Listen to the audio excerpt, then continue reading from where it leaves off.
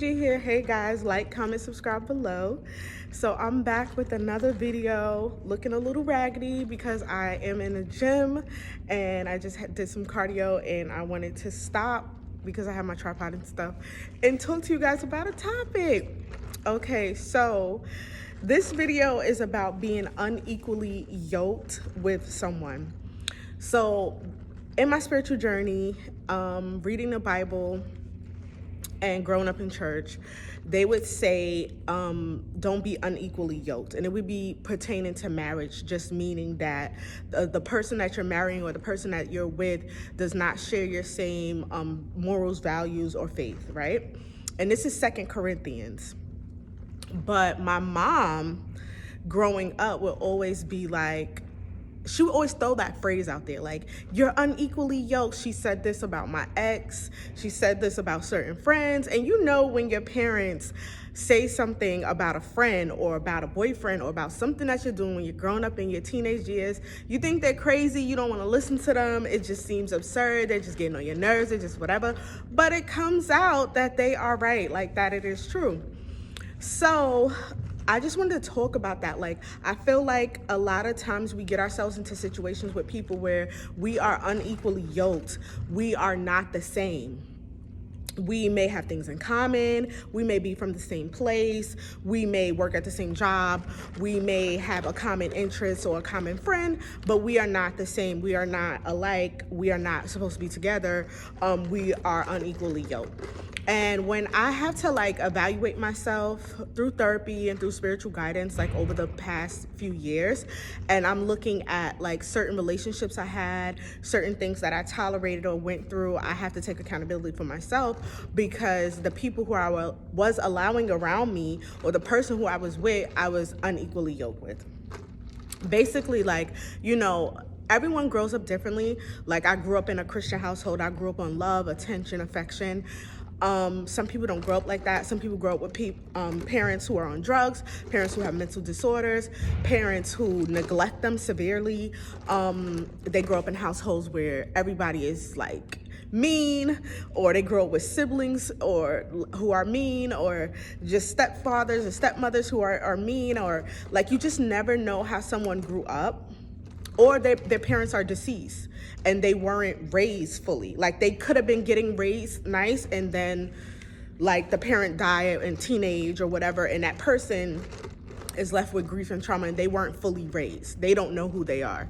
Or a person could have got molested growing up, trigger warning, sorry for anybody, I'm just saying. A person could have gotten hurt and growing up, or they could have been in extreme poverty. You just don't know, you know what I mean? So when you grow up and you're having these relationships, sometimes you're getting involved with someone who has a lot of emotional scars or a lot of things from their past that you cannot see. That's why it's so super important to ask about how a person was raised, and what are their thoughts and their thoughts on certain topics, and what are their morals and values when it comes to life or raising children or friendship. What are their requirements? What are their boundaries? I'm always talking about boundaries and self-love. What are those things and stuff.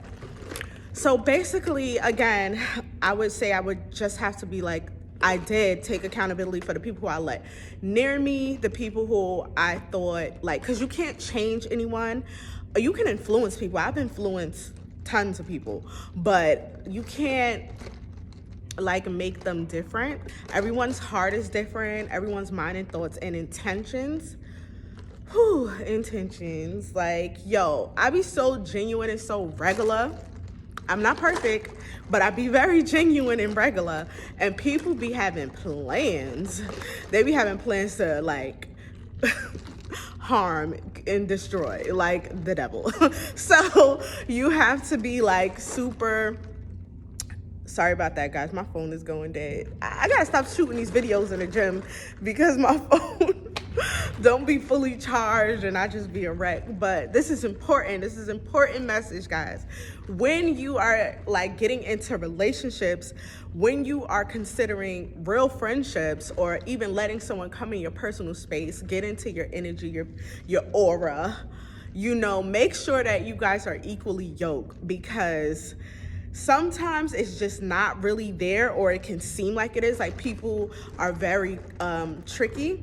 They know what you like, so they try to like be what you like, or like be similar to you, but their intentions are nasty.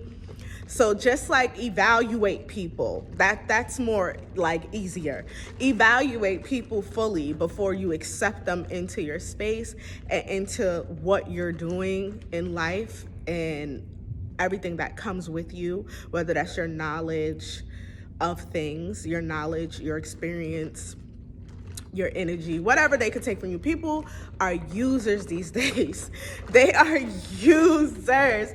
They want to come around you to see how you do things, to see how, like, what's what. It's like, you have to be so careful with girls these days, and with guys too, because a lot of the stuff that I hear, the gossip, comes from guys. Men used to never gossip this much.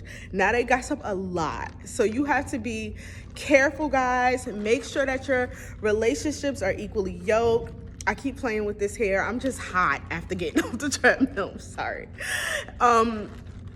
Make sure that you are checking people out before you let them come around you. Okay, guys?